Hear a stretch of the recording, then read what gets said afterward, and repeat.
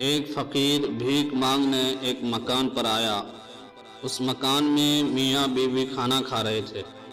بیوی نے اپنے شوہر سے کہا کہ فقیر کو کھانے کے لیے کچھ دے دو، تو شوہر نے کہا کہ کوئی ضرورت نہیں ہے دینے کی، چھوڑو، وہ تو ویسے ہی مانگتے رہتے ہیں۔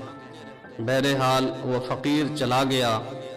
اس کے بعد اس شوہر کے حالات بگڑنے لگے اور وہ مالداری کی سیڑھی سے فقیری کی طرف اترنے لگا، یہاں تک کہ اس کی نوبت آئی کہ وہ اپنے گھر کے سامان بیچ دیا۔ پھر اس نے اپنی بیوی سے کہا کہ میں اب تم کو اپنے پاس رکھنے کی اور نان و نفقہ کی طاقت نہیں رکھتا، اسی لیے میں تم کو چھوڑ دینا چاہتا ہوں۔ چنانچہ اس نے اس بیوی کو چھوڑ دیا۔ اس کے بعد اس عورت کی شادی کسی اور گھر میں کر دی گئی۔ وہ دونوں آپس میں ہنسی خوشی زندگی گزارنے لگے۔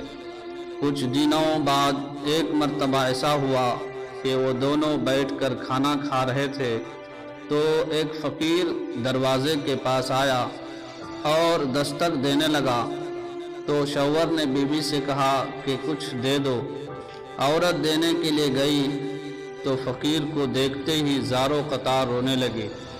اس کے شوہر نے پوچھا، کیوں، کچھ چھیڑ چھاڑ تو نہیں ہوئی؟ وہ کچھ بولی نہیں، صرف رو رہی تھی۔ پھر اس نے کہا، بات یہ ہے کہ جو مانگنے کے لیے آیا تھا وہ اصل میں میرا پہلا شوہر تھا۔ ایک مرتبہ ہم دونوں کھانا کھا رہے تھے، ایک فقیر آیا مانگنے کے لیے۔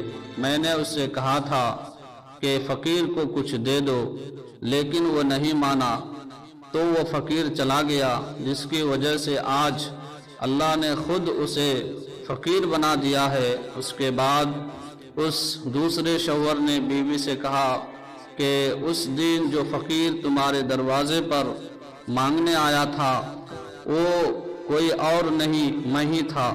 اللہ نے مجھے امیر بنا دیا اور اسے میرے دروازے پر فقیر بنا کر بھیج دیا۔ بھائیو، اس واقعے میں بڑی عبرت ہے کہ اللہ جسے چاہتے ہیں امیر بناتے ہیں، جسے چاہتے ہیں سیکنڈوں میں فقیر بنا دیتے ہیں۔